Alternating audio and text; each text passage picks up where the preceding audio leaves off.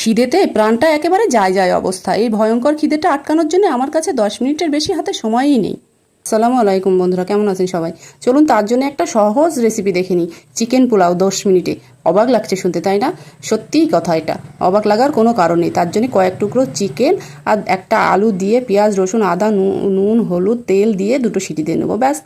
চিকেনটা আমাদের রেডি। তারপরে দিয়ে দেবো ধুয়ে রাখা 1 বাটি গোবিন্দভোগ চাল, তাতে দিয়ে দেবো গরম মশলা, দিয়ে 2 বাটি পানি। পানিটা আমি দেখাতে ভুলে গেছি, তোমরা কিন্তু মনে করে অবশ্যই দেবে। তারপরে দিয়ে দেবো বেরেস্তা করা পেঁয়াজ, 2টো তেজপাতা দিয়ে আবার 2টো সিটি দিয়ে নেবো, একটা হাই ফ্লেমে একটা লো ফ্লেমে। ব্যাস হয়ে গেল আমাদের ঝরঝরে চিকেন পোলাও। চালটা ঝরঝরে, চিকেনটা জুসি, খেতে একদম ফাটাফাটি। হঠাৎ করে কোনো ফ্রেন্ড বা কোনো আত্মীয় এসে পড়লে এই রেসিপিটা তুমি ট্রাই করতে পারো, খেতে দুর্দান্ত। তোমাকে সহ্য করতে না পারা কোনো আত্মীয়কেও যদি তুমি এই রেসিপিটা খাও, সেও তোমার প্রেমে পাগল হয়ে যাবে। টাটা।